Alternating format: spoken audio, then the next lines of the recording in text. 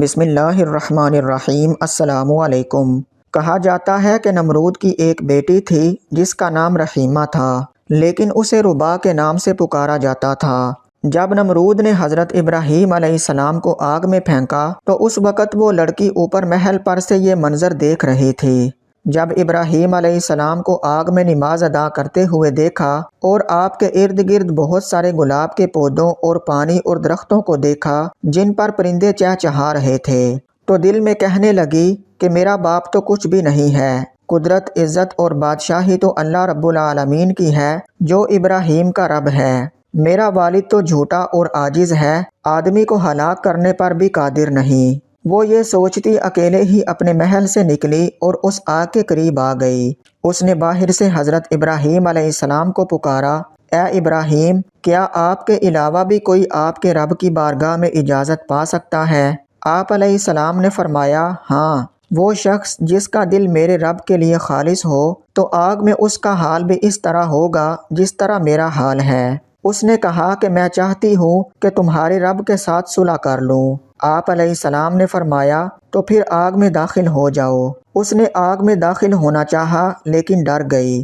آپ علیہ السلام نے فرمایا، ڈرو نہیں۔ اسی وقت آگ کو حکم ہوا، اے آگ، میری بندی کی حفاظت کر۔ اس کے بعد وہ آگ میں داخل ہو گئی۔ وہ جس جگہ پاؤں رکھتی، اللہ کے حکم سے وہاں سے آگ ٹھنڈی ہو جاتی تھی۔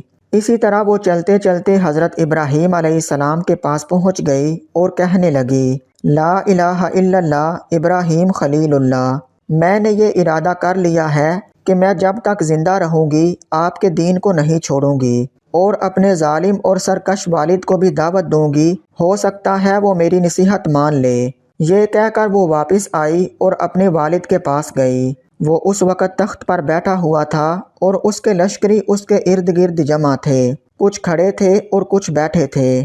وہ جا کر کھڑی ہو گئی اور کہنے لگی، اے میرے باپ، تو کب تک جھوٹے دعوے کرتا رہے گا؟ کیونکہ خدائی اور قدرت و طاقت تو اس خدا کے لیے ہے جس نے ابراہیم علیہ السلام کے لیے آگ میں گلاب کے پھول، سبزہ و باغات اور بہتا دریا پیدا کر دیا ہے۔ بادشاہی تو اس کی ہے، تیری کیا بادشاہی ہے؟ تو ایک آدمی کو گزند پہنچانے سے عاجز ہے اور اس پر قادر نہیں۔ ساتھ ہی اس نے کلمہ پڑھا، لا الہ الا اللہ ابراہیم خلیل اللہ۔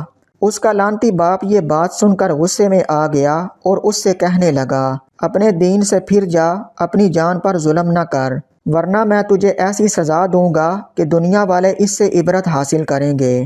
اس نے کہا کہ میں دین حق کو ہرگز نہیں چھوڑوں گی اور نہ ہی اپنے رب کی نافرمانی کروں گی، تو جو چاہے کر لے۔